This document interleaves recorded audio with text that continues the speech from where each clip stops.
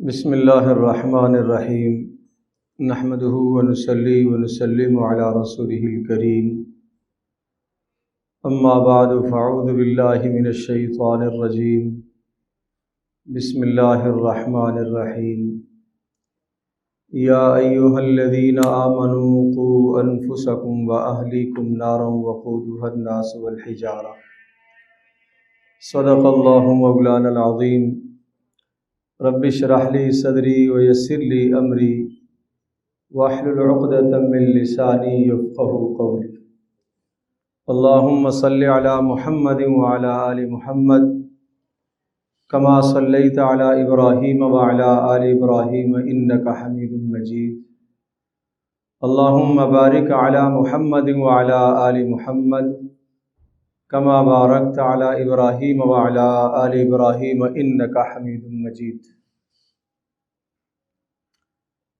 اللہ جل جلالہ نے انسان پر اس دنیا میں جتنی بھی نعمتیں فرمائی ہیں ظاہری اور باطنی، ایمان کے بعد انسان کے پاس سب سے بڑی دولت اور نعمت آدمی کی اولاد ہے، اور ہر آدمی اس دنیا میں نیک، مخلص، سمجھدار اگر ہے تو وہ اپنی اولاد کا بھلا ہی چاہتا ہے، بہتری ہی چاہتا ہے، اور ہر باپ کو، ہر ماں کو اپنی اولاد کی بہتری ہی کی فکر کرنی چاہیے۔ اب اپنی اولاد کو بہتر سے بہتر بنانے کے لیے اور اپنی اولاد کا مستقبل روشن دیکھنے کے لیے دو چیزیں ہیں۔ ایک ہے انسان کی محنت، اخلاص کے ساتھ، لگن کے ساتھ محنت اور کوشش کرتا ہے تو اللہ تبارک و تعالی اس کی کوشش اور محنت کو رائیگاں اور ضائع نہیں فرماتا۔ نمبر دو، محنت کے ساتھ ساتھ اللہ سے مانگنا اور دعائیں کرنا۔ حضرات انبیاء علیہ السلام کی محنت میں کیا کمی ہو سکتی ہے؟ کون یہ کہہ سکتا ہے کہ انبیاء علیہ السلام نے اپنی اولاد کی تربیت کے لیے محنت نہیں کی؟ یقیناً ہر نبی نے اپنی اولاد کی نیک اور بہتر سے بہتر تربیت کے لیے بھرپور محنت فرمائی، اور نبی نے اپنی امت کے لیے بھی محنت فرمائی۔ اس کے ساتھ ساتھ نبی نے اللہ سے بھی مانگا، دعاؤں کا بھی التزام و اہتمام کیا۔ آج کی نشست میں ہم ان دعاؤں کو ذکر کرتے ہیں۔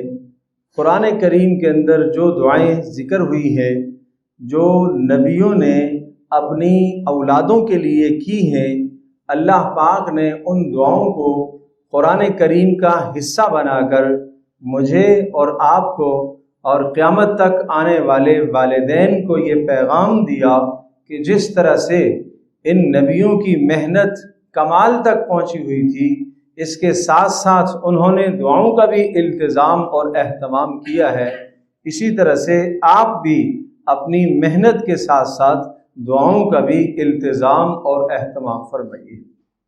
مگر دعا میں سب سے پہلی بات یہ ذہن نشین فرمانے کی ہے کہ دعا مانگی جاتی ہے، دعا پڑھی نہیں جاتی۔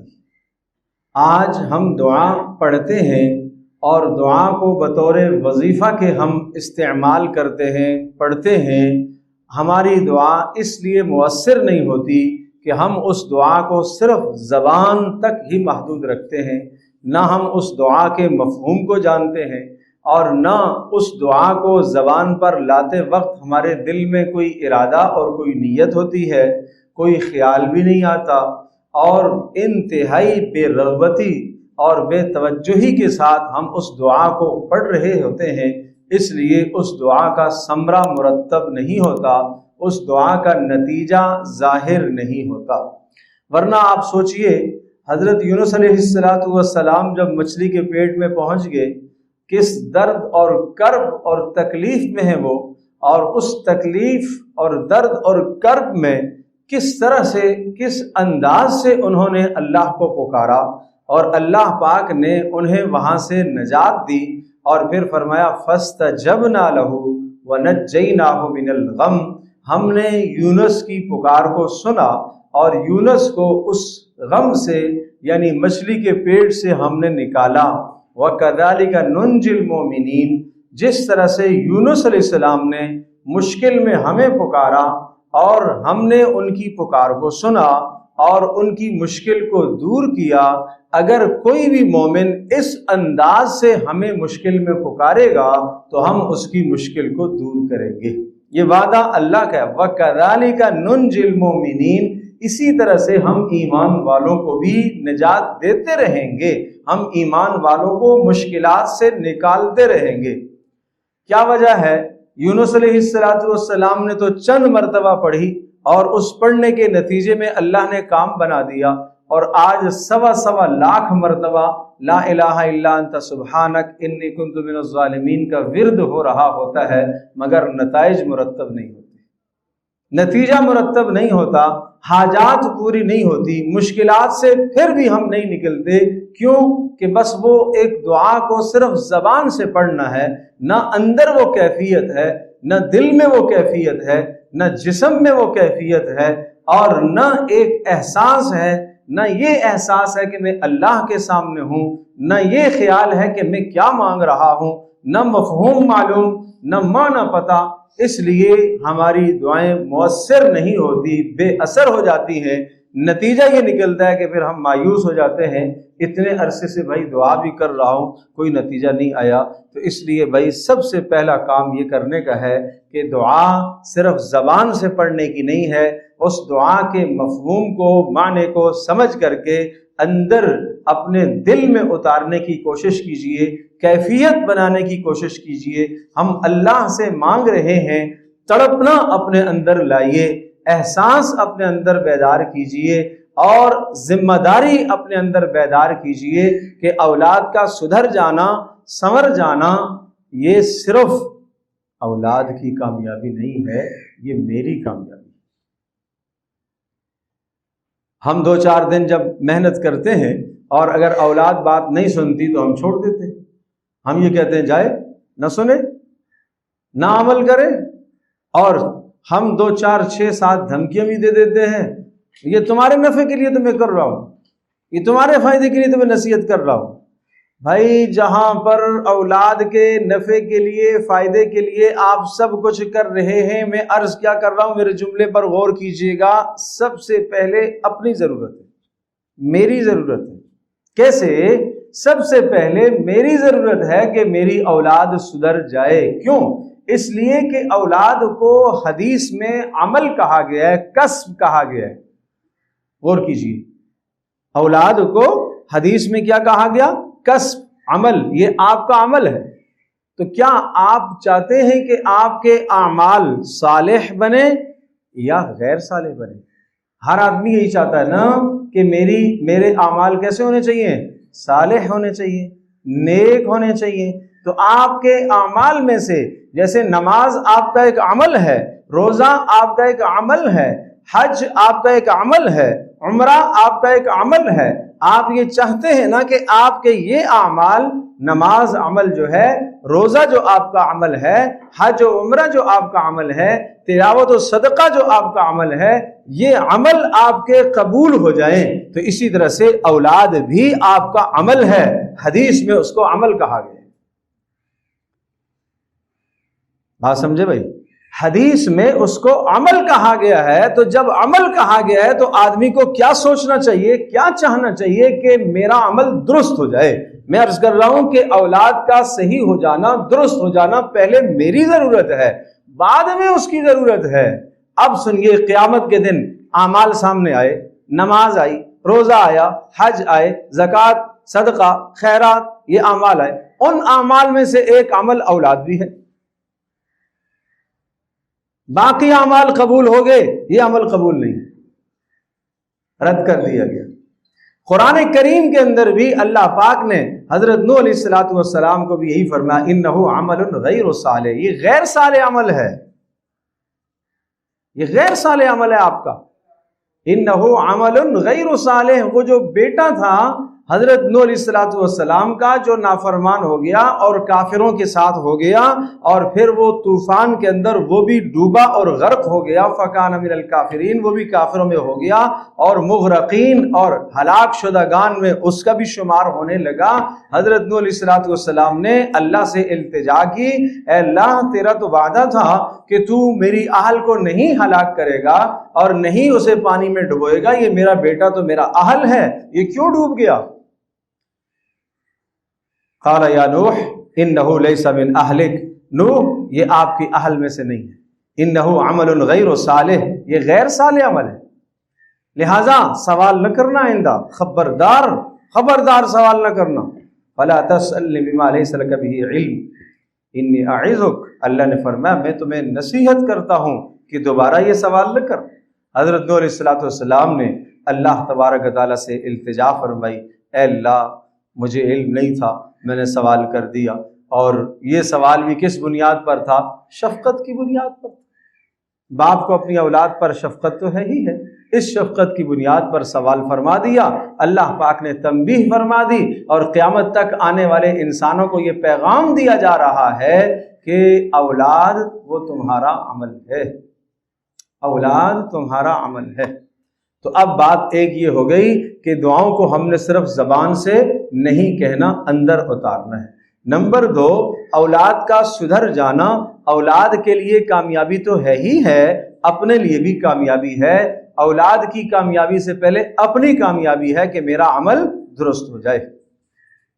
नंबर 3, आपकी और मेरी जिम्मेदारी है कि औलाद पर मेहनत की जाए और आखिर दम तक मेहनत करते रहना चाहिए।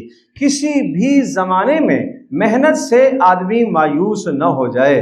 के यहाँ तक बात चली गई कि अल्लाह ना करे वो कुफ्र को पहुँच जाए, काफिर हो जाए, फिर भी उसको इस्लाम में लाने की मेहनत करते रहना चाहिए। इसके लिए हज़रत याकूब अलैहिस्सलातु वस्सलाम का उस्वा कुरान करीम जिक्र करता है कि बेटे जो है नाफरमान तो हो गए, काफिर तो नहीं थे, नाफरमान थे, मगर सारी जिंदगी मेहनत। मैं तो कभी कभी अर्ज किया करता हूँ, अगर ये बात आपके दिल दिमाग में अच्छी तरह से आ जाए और बैठ जाए, अल्लाह करे, या अल्लाह तूने याकूब अलैहिस्सलातु वस्सलाम के इस किस्से और वाक़े को क्यों जिक्र फरमाया? पूरी सूरह यूसुफ जो भरी हुई है, बेटों ने तकलीफ दी है, अजियत दी है, सताया है, यूसुफ अलैहिस्सलाम के मामले में सताया है, बाप को जुदा किया है, ये सब कुछ उन्होंने किया। इसके बावजूद भी याकूब अलैहिस्सलातु वस्सलाम अपनी औलाद की तरबियत करने से न मायूस हुए और न आपने नसीहत को तर्क किया और न आपने अपनी औलाद की खैर खाही को छोड़ा। आखिर दम तक खैर खां रहे और नसीहत करते रहे और समझाते रहे। नतीजा ये निकला कि हजरत याकूब अलैहिस्सलातु वस्सलाम अपने इस मिशन और मकसद में कामयाब हो गए और औलाद ने तौबा कर ली, और उस तौबा का तज़किरा कुरान करीम में आया। और फिर अजीब बात कि आखिरी वक्त याकूब अलैहिस्सलातु वस्सलाम के फिर सब अपनी औलाद को जमा करके ये पूछा, मा ताअबुदून मिन बादी, मुझे बताओ तुम मेरे जाने के बाद किसकी बंदगी करोगे, किसकी राह पर चलोगे? कालू नाबुदु, चूंकि इस्लाह हो चुकी, तौबा कर चुके, ताइब हो चुके, अल्लाह की तरफ रुजू कर चुके, सब ने बैक ज़बान ये कहा कि हम सिर्फ और सिर्फ उस अल्लाह वहदहु ला शरीक, जो हमारा भी रब, आपका भी रब, इब्राहिम अलैहिस्सलाम का भी, इस्माइल अलैहिस्सलाम का भी, इसहाक अलैहिस्सलाम का भी, हमारे आबा व अजदाद का जो रब अल्लाह वहदहु ला शरीक है, हम उसी की बंदगी करेंगे। उसकी बंदगी से एक जर्रा भी हम दाएं बाएं नहीं होंगे। अब याकूब अलैहिस्सलाम मुतमईन हो गए कि जनाब अब मुझे करार हासिल हो गया। एक बाप जाते जाते किस कदर औलाद के बारे में फिक्रमंद, किस कदर फिक्रमंद है कि न जाने मेरी औलाद का क्या बनेगा। आज हम ये फिक्रमंदी तो करते हैं, न जाने जनाब मेरी औलाद का घर नहीं है, पता नहीं क्या होगा, जनाब उसकी जनाब कोई कारोबार नहीं है, पता नहीं क्या होगा, ये नहीं है, पता नहीं। लेकिन कभी ये सोचा कि मेरी औलाद के दीन का क्या बनेगा? ये नबियों की उसवा हसना है। اور پھر سنو، حضرت زکریا علیہ السلام اللہ پاک سے جب اولاد مانگ رہے ہیں تو اولاد مانگتے وقت کیا جذبہ ہونا چاہیے، وہ جذبہ سنو۔ فَهَبْ لِي مِن لَّدُنْكَ وَلِيًّا، اے اللہ مجھے بیٹا عطا فرما، یرثنی ویرث من آل یعقوب، اے اللہ تاکہ میرے دین کا وارث بنے، جو پیغام میں نے لوگوں کو سنائے ہیں دیے ہیں تاکہ اس دین کا وارث بنے، اور حضرت یعقوب علیہ السلام کے خاندان کی دینی تربیت کرے، اے اللہ اس لیے بیٹا چاہیے۔ تو اولاد کے حصول کا مقصد بھی سمجھایا، اولاد مانگنے کا مقصد بھی سمجھایا۔ کیا جب بیٹا پیدا ہو جائے اور اس کا مقصد یہ ہے، یہ مقصد اللہ کے سامنے ذکر کیا کہ تاکہ جناب یہ خاندان کی دینی رہنمائی کرے، تو کیا اس بیٹے سے کوئی دنیاوی فائدہ نہیں لیا جا سکتا؟ لیا جا سکتا ہے، مگر نیت تو بڑی رکھو، نیت تو بلند کرو۔ اچھا، زکریا علیہ السلام کی دعا، اب یہ ہمارے لیے ایک سبق ہے۔ پہلی دعا جو میں ذکر کرنے لگا ہوں، ایک پیپر جس میں میں ذکر کرنے لگا ہوں، رب حب لی من لدنک ذریۃ طیبہ، رب حب لی من لدنک ذریۃ طیبہ، اے اللہ، پہلا لفظ غور کیجئے، حب، حب لی، اعطینی نہیں کہا، دینے کے لیے عربی زبان میں کئی الفاظ استعمال ہوتے ہیں۔ عطا، اے اللہ، جیسے ہم اردو میں کہتے ہیں اے اللہ اولاد عطا فرما، طا کے ساتھ عطا فرما، یہ لفظ نہیں کہا۔ حب لی، ہبہ، ہبہ اس چیز کو کہتے ہیں جو بغیر کسی استحقاق کے ملتا ہے۔ آدمی مستحق نہیں ہے، میں اس کا مستحق نہیں ہوں۔ ایک یہ ہے کہ آپ ایک آدمی سے اپنی تنخواہ، مجھے تنخواہ دے دو بھائی تنخواہ آپ نے مزدوری کی ہے، آپ نے ملازمت کی ہے، آپ نے محنت کی ہے، اس کا عوض آپ کو مل رہا ہے۔ لیکن اولاد جو اللہ تبارک و تعالیٰ آپ کو دے رہا ہے وہ 100% اللہ کا فضل ہے، 100% اللہ کی عنایت ہے۔ اس لیے اس کے لیے لفظ جو استعمال فرمایا، حب لی ہبہ، اے اللہ مجھے اولاد ہبہ عطا فرما۔ تو ہبہ کہتے ہیں جو بغیر کسی عوض کے اور بغیر کسی استحقاق کے ملے۔ اے اللہ یہ سب تیرا فضل ہے، میرا کچھ نہیں ہے، یہ سب تیرا فضل ہے۔ حب لی من لدنک ذریۃ طیبہ، اپنی جانب سے اللہ ذریۃ طیبہ، پاکیزہ اولاد عطا فرما۔ پاکیزہ اولاد کس نے مانگی؟ زکریا علیہ السلام نے۔ اور پاکیزہ اولاد وہ ہوتی ہے کہ جہاں جہاں وہ قدم رکھے خیر ہی خیر پھیلے، خیر وجود میں آئیں، یہ ہے پاکیزہ اولاد۔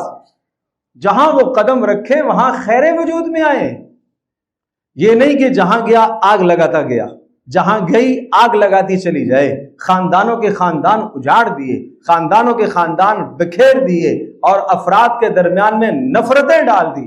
یہ اولاد طیبہ نہیں ہے، یہ ذریت طیبہ، یہ نیک اولاد نہیں ہے، یہ بد اولاد ہے۔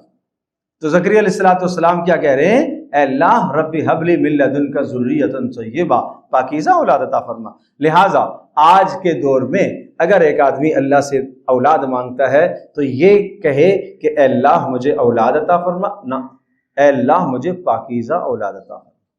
صرف اولاد کا لفظ نہ کہیں، اے اللہ مجھے پاکیزہ نیک صالح اولاد عطا فرما، پاکیزہ اولاد عطا فرما۔ غرض کیا ہے؟ یرثنی ویرث من آل یعقوب، تاکہ میرے دین کی، میرے خاندان کی دینی ترجمانی کرنے والی اولاد ہو۔ یہ ہے غرض اولاد، باقی اس کے بعد دنیا کے منافع بھی انسان لے سکتا ہے۔ تو یہ پہلی دعا ہے جو حضرت زکریا علیہ السلام کی دعا میں نے آپ کے سامنے ذکر کی ہے، اور اسی طرح سے دعا مانگنی چاہیے۔ اور پھر عرض کیا کہ اس کو آدمی اپنے اندر اتارے، رب حب لی من لدنک ذریۃ طیبہ۔ اچھا، پھر اللہ سے مایوسی نہیں ہے۔ زکریا علیہ السلام مانگتے مانگتے مانگتے بڑھاپا آ گیا، اور پھر ایک دن یہ کہہ دیا، اے اللہ رب انی وہن العظم، اے اللہ ہڈیاں کمزور ہو گئی، واشتعل الرأس شیبہ، سر میں بڑھاپا آ گیا، بال سفید ہو گئی، ولم اکن بدعائک رب شقیہ، اے اللہ اب بھی میں مایوس نہیں ہوں، تو میری دعا ضرور قبول کرے گا۔ وامراتی عاقر، بیوی بھی بوڑھی ہو گئی، وہ بھی بانجھ ہو گئی، مگر اس حال میں بھی آخر دم تک، آخر وقت تک اللہ ہی سے مانگنا ہے نا، کوئی اور تو ہے نہیں دینے والا، کوئی اور تو ہے نہیں دینے والا۔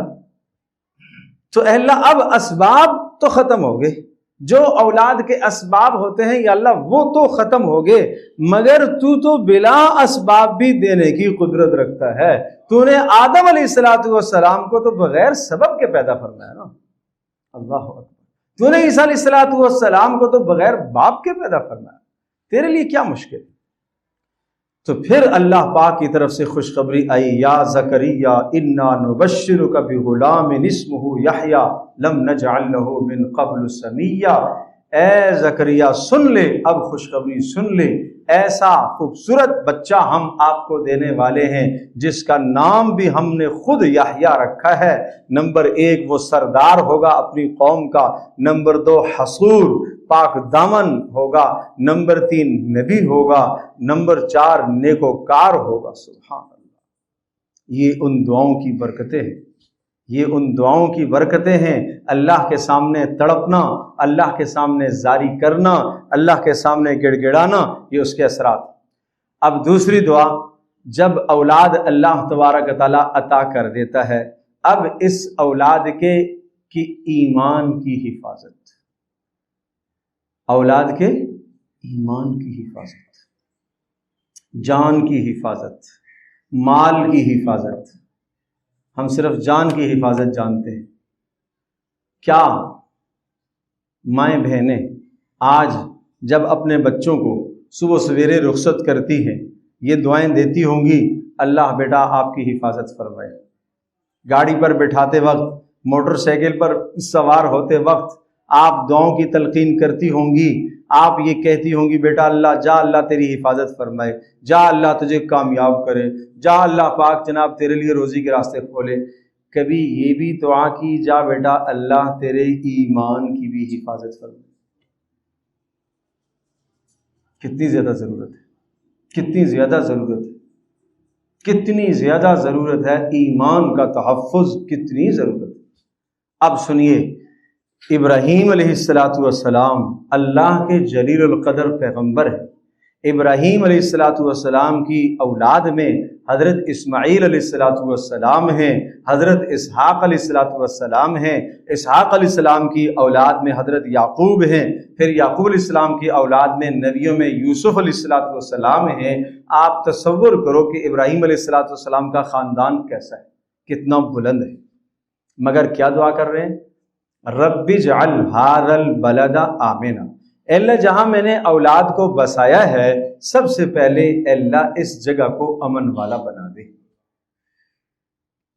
آپ نے بچے کو گھر بنا کر دیا، آپ نے جناب اپنے گھر میں اس کو بسایا، کہیں بھی بسایا، آپ یہ دعا کریں اور یہ نیت کر کے کریں کہ اے اللہ میرے بچے کو امن عطا فرما، ہے جان کا امن، مال کا امن، جان کا تحفظ، مال کا تحفظ، جان کی سلامتی، مال کی سلامتی، یہ ہے رب اجعل ھذا البلد آمنا۔ دو جگہ پر ان دعاؤں کو ذکر کیا، ابراہیم علیہ السلام کی ان دعاؤں کو، پہلے پارے کے اندر بھی سورہ بقرہ میں، 13ویں پارے کے اندر سورہ ابراہیم کے اندر، اور سورہ ابراہیم میں تو یہ پورا رکوع آیا ہے ابراہیم علیہ السلام کی دعاؤں کا۔ رب اجعل ھذا بلدا آمنا، پہلے پارے میں اے اللہ اس جگہ کو امن والی جگہ بنا دے جہاں میں اپنی اولاد کو ٹھہرا کر جا رہا ہوں، اور 13ویں پارے میں رب اجعل ھذا البلد آمنا، اولاد کو ٹھہرا دیا اے اللہ اب اس خطے کو، اس جگہ کو امن والا بنا، اور وجنبنی وبنی ان نعبد الاصنام، اے اللہ مجھے بھی اور میری اولاد کو بھی شرک سے بچانا۔ یہ کیا ہے؟ اسلام کے تحفظ کی دعا ہے، یہ کیا ہے؟ اسلام کی حفاظت کی دعا ہے۔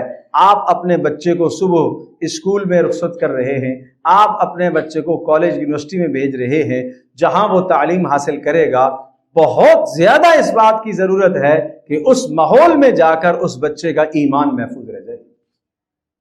کیا حدیث نہیں سنی رسول اللہ صلی اللہ علیہ وسلم کا ارشاد گرامی ہے، ایک زمانہ آئے گا، ایک زمانہ ایسا ہوگا کہ صبح کو ایک شخص مومن ہوگا، شام کو کافر ہو جائے گا، شام کو مومن ہوگا، صبح کو کافر ہو جائے گا۔ صبح یہ جوان اپنے گھر سے نکلتا ہے، فجر کی نماز بھی پڑھتا ہے، باجماعت پڑھتا ہے، اس کے بعد سورہ یاسین کی تلاوت بھی کر لیتا ہے، قرآن کریم بھی پڑھ لیتا ہے، ایمان کی حالت میں اس نے صبح کی، مگر کسی ایسے گندے ماحول میں جا کے بیٹھا، وہاں کسی نے اس کے دل و دماغ میں ایسا غلط اور باطل نظریہ انڈھیل دیا کہ ایمان کے بارے میں شک پیدا ہو گیا، شک آیا، ایمان گیا۔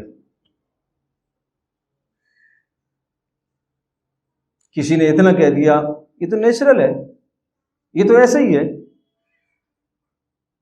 اللہ کی ذات عالی کے متعلق تردد میں ڈال دیا، اس کو شک میں ڈال دیا۔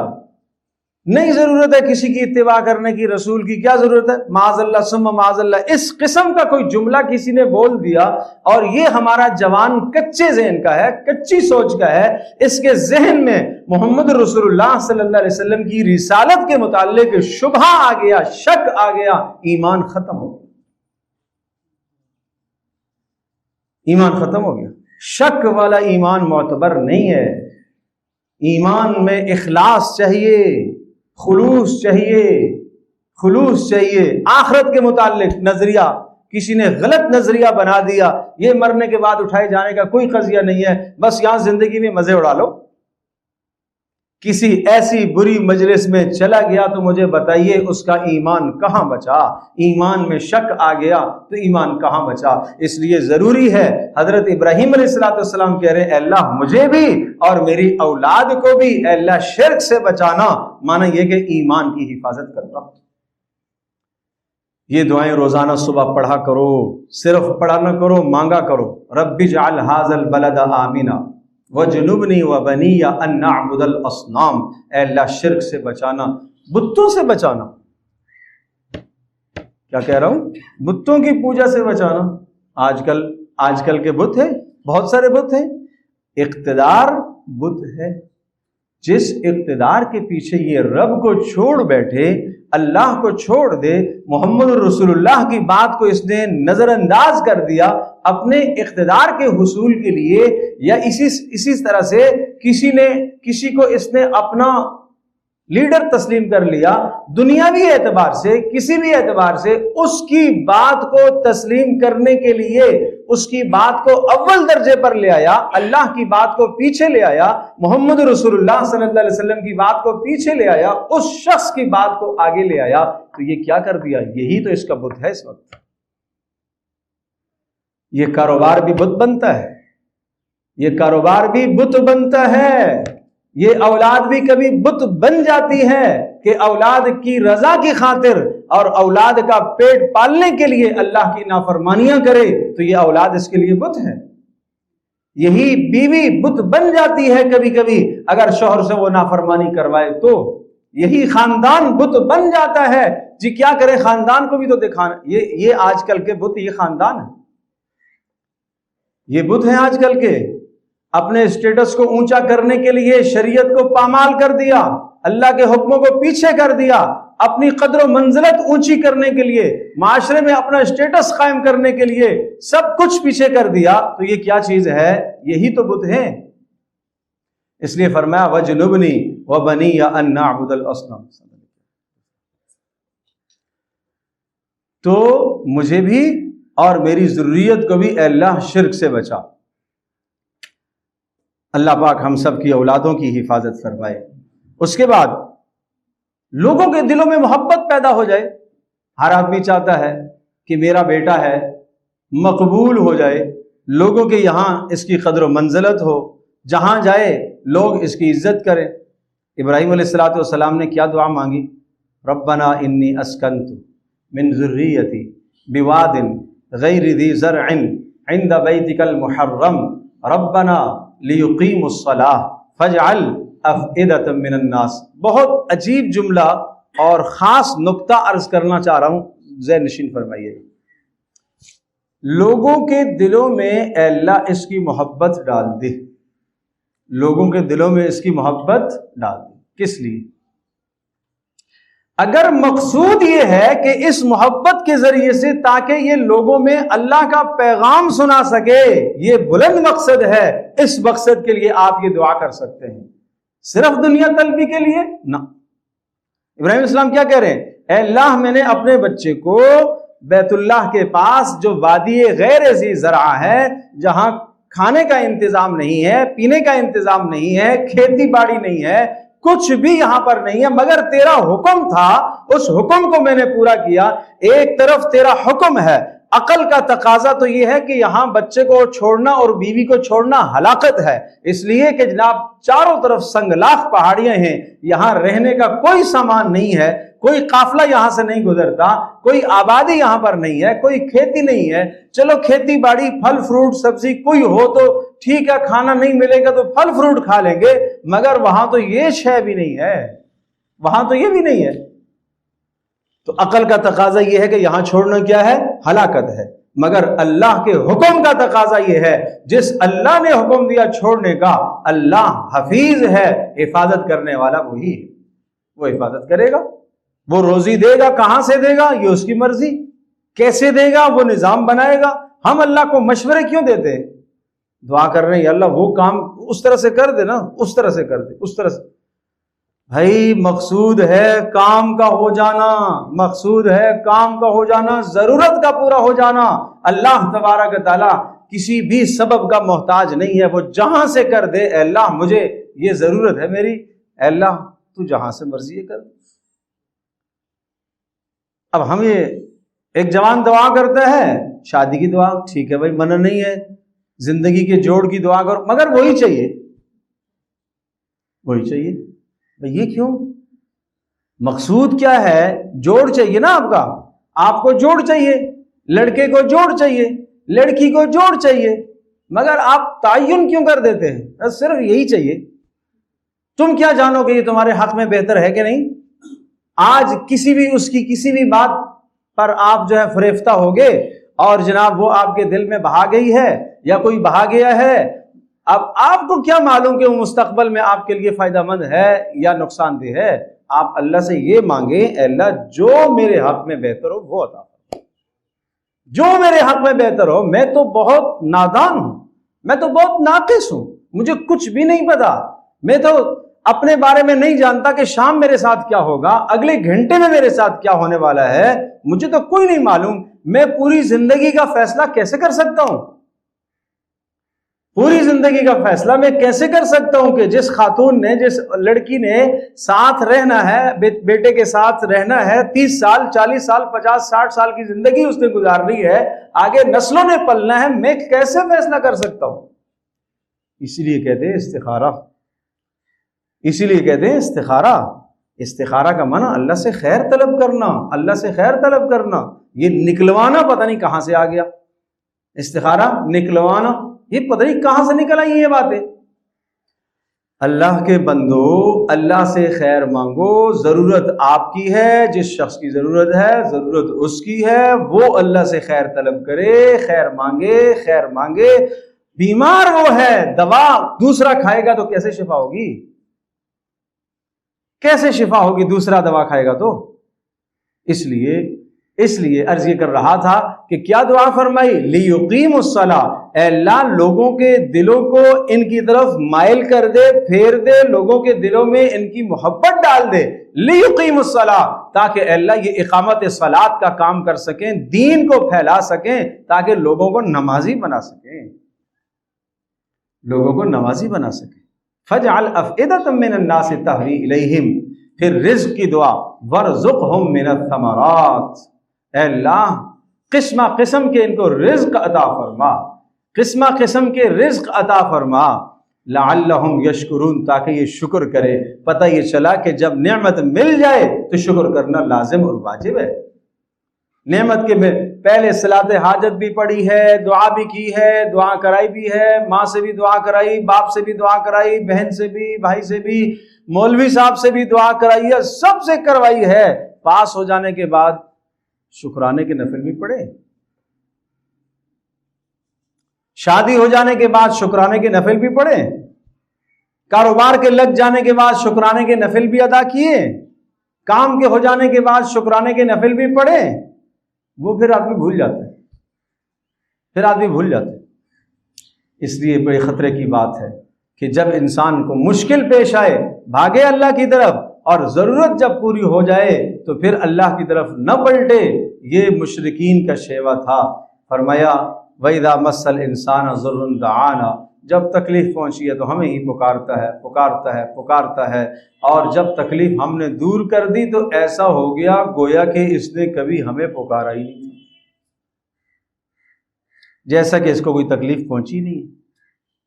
تو اس لیے حضرت ابراہیم علیہ السلام جو دعا مانگ رہے ہیں، اس دعا کو اپنی دعا کا حصہ بنائیں، اپنی دعاؤں میں سے شامل کریں۔ پھر اس کے بعد آپ دیکھیے کہ کتنا بڑا اہم عمل ہے نماز۔ رب اجعلنی مقیم الصلاۃ کس کی دعا ہے؟ ابراہیم علیہ السلام۔ اے اللہ مجھے اور میری اولاد کو نماز کا پابند بنا۔ یہ کیوں نماز کی پابندی کی دعا کی ہے؟ اے اللہ مجھے بھی اور میری اولاد کو بھی نماز کا پابند بنا، اس لیے کہ نماز وہ اہم امر ہے، اگر وہ درست ہو جائے تو سارے کام درست ہو جائیں گے۔ نماز اچھی ہو جائے اخلاق بھی، مگر ہوتا یہ ہے کہ نماز جب انسان پڑھتا ہے تو ایک روایت میں آتا ہے کہ کسی شخص کی نماز کا 9واں حصہ قبول ہوتا ہے، صرف 10 میں سے 1 حصہ قبول ہوتا ہے، کسی کے 2 حصے، کسی کے 3 حصے، کسی کے 4 حصے، کسی کی آدھی نماز، کسی کی جناب تہائی نماز، کسی کی مقرب جو اللہ کے ہاں اس کی پوری نماز قبول ہو جاتی ہے۔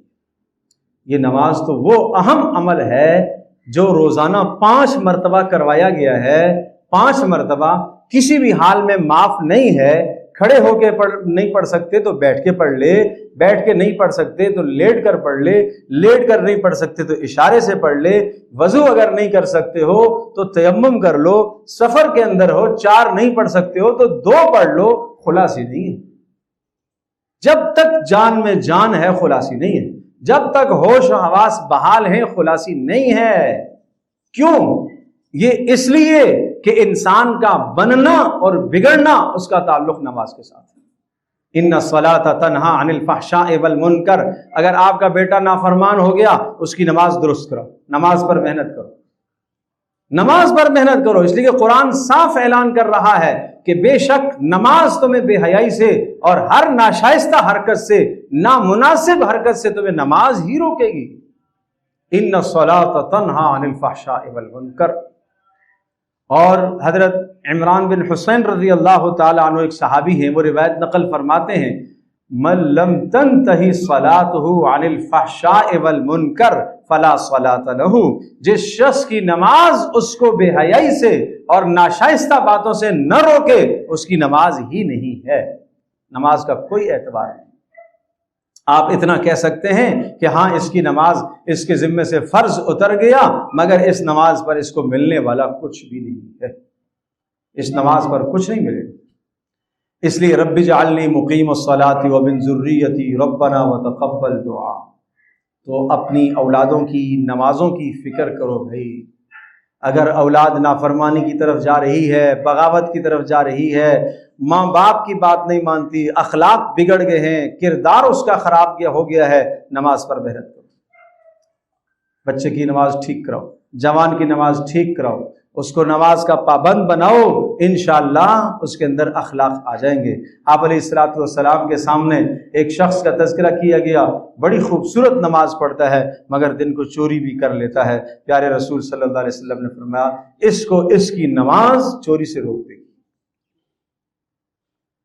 چوری جیسا بدترین اور برا عمل، اس سے روکنے کے لیے کیا چیز ہے؟ نماز۔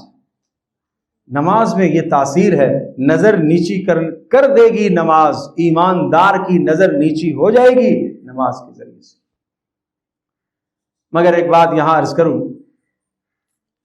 بہترین کھانا سامنے رکھا ہے، اعلیٰ قسم کا کھانا ہے، اور جناب بریانی رکھی ہوئی ہے اور خوشبودار کھانے کو دی گئی ہے، اور برابر میں کچرے کا بھی، غلاظت کا، گندگی کا ڈھیر پڑا ہوا ہے، اور یہ بد نصیب بجائے اس اچھے کھانے کو، بریانی کو، خوبصورت بہترین بنے ہوئے قورمے کو چھوڑ کر کیا کر رہا ہے؟ کچرے سے غلاظت اٹھا کے کھا رہا ہے۔ یہ مثال حدیث میں دی گئی ہے اس شخص کی جو شادی شدہ ہونے کے بعد بھی اپنی نظروں کو غلط استعمال کرتا ہے۔ مثال کتنی کلیئر مثال اور واضح مثال کہ اس کی مثال ایسی ہے جیسے پاک ستھرا صاف ستھرا کھانا ہونے کے باوجود وہ کیا کر رہا ہے؟ غلاظت سے، گندگی سے اٹھا اٹھا کے کھا رہا ہے۔ تو نظروں کی حفاظت بچوں میں کیسے آئے گی؟ نماز پر محنت کرنے سے آئے گی۔ اور اسی طرح سے بہت پیاری دعا اولاد کی اصلاح کے لیے ہر نماز کے بعد مانگا کرو، رب اوزعنی ان اشکر نعمتک التی انعمت علی وعلی والدی وان اعمل صالحا ترضاہ واصلح لی فی ذریتی انی تبت الیک وانی من المسلمین۔ مفسرین نے لکھا ہے یہ سیدنا ابوبکر صدیق رضی اللہ تعالی عنہ کے بارے میں نازل ہوئی ہے۔ انہوں نے یہ کہا، اے اللہ مجھے اس بات کی توفیق عطا فرما کہ میں تیری ان نعمتوں کا شکر ادا کروں جو تو نے میرے اوپر فرمائی ہیں اور میرے ماں باپ پر جو تو نے نعمتیں فرمائی ہیں۔ آج سے 30 سال پہلے، 40 سال پہلے، 50 سال پہلے، 10 سال پہلے ماں باپ نے اگر اولاد پر لگایا تو اللہ نے ماں باپ کو دیا تھا تو لگایا۔ آج جو ہم بیٹھے ہیں اور اگر یہاں تک ہم پہنچے ہیں اور ماں باپ نے پڑھایا ہے، ماں باپ نے تربیت کی ہے، ان کے پاس کچھ تھا تو انہوں نے تربیت کی ہے، تو اس نعمت کا شکر بھی لازم ہے جو اے اللہ تو نے ماں باپ کو نعمتیں عطا فرمائی تھی اور ان نعمتوں کے نتیجے میں انہوں نے مجھے سکھایا، میری تربیت کی، میرے ذمہ لازم اور واجب ہے کہ میں اللہ کی اس نعمت کا بھی شکر ادا کروں۔ اوزعنی ان اشکر نعمتک التی انعمت علی وعلی والدی وان اعمل صالحا ترضا، اے اللہ ایسا عمل میں کروں، اس کی توفیق عطا فرما کہ جو عمل تیرے نزدیک پسندیدہ ہو۔ نماز عمل صالح ہے، تلاوت عمل صالح ہے، مگر یہ عمل اللہ کے ہاں مقبول ہوا کہ نہیں ہوا یہ ایک الگ بات۔ ہاں، یہ اللہ کے ہاں قبول ہوا کہ نہیں ہوا، اللہ کے یہاں عمل محبوب بن گیا کہ نہیں بنا، یہ ایک الگ امر ہے۔ اس لیے یہ دعا کرائی ہے، یہ دعا کی تلقین کی گئی ہے کہ اے اللہ ایسے عمل کی توفیق عطا فرما جس عمل پر تو راضی ہو۔ وَأَصْلِحْ لِي فِي ذُرِّيَّتِي، اے اللہ میرے لیے میری اولاد کو نیک صالح بنا، میرے لیے میری اولاد کو فرما بردار بنا، میرے لیے میری اولاد کو فرما بردار بنا۔ اگلا جملہ سنیے گا، اگلا جملہ سنیے گا، کیا کہا؟ میری اولاد کو میرے لیے فرما بردار بنا، انی تبت الیک، اے اللہ میں آپ کے سامنے توبہ کرتا ہوں۔ کیوں؟ پتہ یہ چلا کہ میری نافرمانی کے اثرات اولاد میں آئیں گے، اس لیے کیا کہا؟ انی تبت الیک، اے اللہ میں توبہ کرتا ہوں، مجھ سے جو گناہ ہو گئے میں توبہ کرتا ہوں، میرے ان گناہوں کے اثرات اولاد میں منتقل نہ ہو جائیں گے۔ وَإِنِّي مِنَ الْمُسْلِمِينَ، اے اللہ میں تیرا فرما بردار ہوں، میں تیرا فرما بردار ہوں۔ آج اگر اے اللہ میں توبہ کرتا ہوں، میں نے تیری نافرمانی کی ہے مگر پھر بھی اولاد گریبان میرا نہیں پکڑ رہی ہے، چاہیے تو یہ تھا کہ میں نے تیری نافرمانی کی ہے جس کے نتیجے میں اولاد میری باغی ہو جاتی، مگر اے اللہ تیرا فضل ہے، تیرا فضل۔ یہ ہے بات، یہ ہے بات۔ ایک بزرگ فرمایا کرتے تھے جب مجھ سے غلطی ہو جاتی ہے، گناہ ہو جاتا ہے، اس گناہ کے اثرات میں اپنی سواری میں محسوس کرتا ہوں، میں بیوی میں محسوس کرتا ہوں، میں اولاد میں محسوس کرتا ہوں، میں گھر میں اس کی نحوست محسوس کرتا ہوں۔ لیکن آج ہمارا حال یہ ہو گیا، ہم ایمان کے وہ ذائقے اور وہ ایمانی لذتیں کھو چکے ہیں، ہمیں کچھ نہیں پتہ چلتا، ہمیں کچھ نہیں پتہ چلتا، نہ گھر کے اندر گناہ کی نحوست نظر آتی ہے، نہ اولاد کے اندر بدعملی کی نحوست ہمیں محسوس ہوتی ہے، اور نہ بیوی کے اندر جو ہے وہ نحوست محسوس ہوتی ہے۔ ہم تو کہتے ہیں سب نارمل چل رہے۔ اللہ اکبر، انی تبت الیک وانی من المسلمین۔ آخری دعا، یہ دعا بھی مانگا کریں، سورہ فرقان 19واں پارہ، اس پارے اس سورت کے اندر سورہ فرقان میں ایک رکوع آخر میں اللہ کے مقرب بندوں کا ہے، جس میں اللہ نے اپنے مقرب بندوں کی 13 خوبیاں ذکر فرمائی۔ اس پر ایک ہمارا مضمون، ایک کتابچہ بھی ہے، اور اس پر ہمارے کئی بیان ہیں۔ یہ 13 خوبیوں پر علیحدہ علیحدہ ہمارے بیانات موجود ہیں، اور اس پر ایک کتابچہ بھی ہے، اگرچہ ابھی تک وہ چھپا نہیں ہے۔ عباد الرحمن کے نام سے اللہ کے مقرب بندے کون ہیں؟ وہ عباد الرحمن۔ اللہ نے کہا بندے تو سارے ہی اللہ کے ہیں۔ ایک آدمی کے جناب 4 بیٹے ہیں، 6 بیٹے ہیں، ایک بیٹا بہت ہی کارآمد ہے، بہت ہی اچھا ہے، تو آدمی کیا کہتا ہے؟ یہ ہے میرا بیٹا۔ اس کا یہ معنی تو نہیں ہے کہ باقی نہیں ہے. تو اسی طرح سے اللہ کہہ رہا ہے وعباد الرحمن، رحمان کے بندے جن میں یہ 13 خوبیاں ہوں. اور آخری خوبی کیا فرمائی؟ 13 خوبیوں میں سے آخری خوبی یقولون ربنا هب لنا من ازواجنا وذریاتنا قرۃ اعین. اے اللہ ہمارے لیے ہماری بیویوں کو اور اے اللہ ہمارے لیے ہماری اولادوں کو آنکھوں کی ٹھنڈک بنا دے. وجعلنا للمتقین اماما، اے اللہ نیک لوگوں کا سردار اور پیشوا بنا. نیک لوگوں کا سردار کون بنے گا؟ جو نیک ہوگا. ڈاکوؤں کا سردار، بڑا جو ڈاکو ہوگا نا وہی ڈاکوؤں کا سردار بنے گا. ایک اناڑی کو ڈاکو تو سردار نہیں بنائیں گے بھائی. تو نیک لوگوں کا پیشوا کون ہوگا؟ جو خود نیک ہوگا وہ نیک لوگوں کا پیشوا ہوگا. نیک لوگوں کی قیادت اس کے پاس ہوگی، نیک لوگوں کی سرداری اور سیادت اس کے پاس ہوگی. تو یہ دعا بھی مانگا کرے یقولون ربنا هب لنا من ازواجنا وذریاتنا قرۃ اعین وجعلنا للمتقین اماما اولئک یجزون الغرفۃ بما صبروا. جن لوگوں میں یہ 13 صفات ہیں اور جن میں سے ایک صفت کی وہ اپنی اولاد کے لیے دعائیں کرتے ہیں، فرمایا ان کو اللہ پاک جنت کے بالا خانے عطا کرے گا. وَيُلَقَّوْنَ فِيهَا تَحِيَّةً وَسَلَامًا، اور سامنے اولادیں آ جائیں گی اور سامنے ان کی ذریت اور نسل آئے گی اور سلامتی کے کلام ایک دوسرے کے پیش کریں گے. ورنہ جس کی اولاد نافرمان ہو جائے گی اور وہ قیامت کے دن اولاد سامنے آئے گی فَبِئْسَ الْقَرِينُ، آدمی کہے گا پیچھے ہٹ جا، مجھے شکل نہیں دکھانا. اللہ اکبر، اللہ اکبر. خالدین فیہا حسنت مستقرا ومقاما قل ما یعبأ بکم ربی لولا دعاؤکم.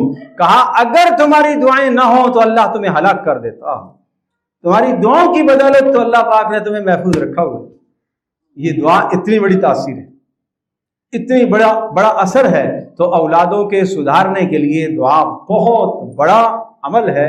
اور اس کے لیے ایک آخری بات کہوں، آپ مجھ سے کہیں گے مول صاحب ہمارے بچوں کے لیے دعا ضرور کروں گا، آپ کے بچوں کے لیے، اپنے بچوں کے لیے، سب کے لیے کروں گا. مگر آپ اپنے بیٹے کے لیے دعا کریں گے، آپ کی دعا آپ کے بیٹے کے حق میں قبولیت کی مہر ہے رسول اللہ صلی اللہ علیہ وسلم کی زبان نبوت سے کہ باپ کی دعا اولاد کے حق میں رد نہیں ہوتی. باپ کی دعا اولاد کے حق میں رد نہیں ہوتی، والدین کی دعا اولاد کے حق میں رد نہیں ہوتی. اس میں یہ نہیں ہے کہ نیک ہوں گے تو قبول ہوگی اور غیر نیک ہوں گے تو قبول نہیں ہوگی، نہیں، ہر حال میں قبول ہوگی. اس لیے فرمایا ماؤں کو خاص طور پر تاکید کرتا ہوں، اپنی اولادوں کو مت کوسا کرو، مت بد دعا دیا کرو، ذرا سی بات کر بد دعا مت دیا کرو، ناشکری مت کیا کرو. کہیں ایسا نہ ہو، حدیث میں ہے قبولیت کا وقت ہو اور وہ تمہارے منہ سے نکلا ہوا جملہ اولاد کے لیے بد دعا بن جائے، اولاد کے لیے بد دعا بن جائے. دعا دیا کرو، بچوں کو دعا دیا کرو. بیٹا اللہ تیرے ایمان کی حفاظت فرمائے، اللہ تیرے جان کی حفاظت فرمائے، اللہ تیرے ایمان کی، اللہ تیرے امن. ہر نیک دعا، ہر اچھی دعا اپنی اولاد کے لیے. اپنے ماں باپ، اپنی اولاد، ماں باپ اولاد، یہ 2 طبقے ایسے ہیں جنہیں کسی بھی صورت میں نظر انداز نہیں کیا جا سکتا.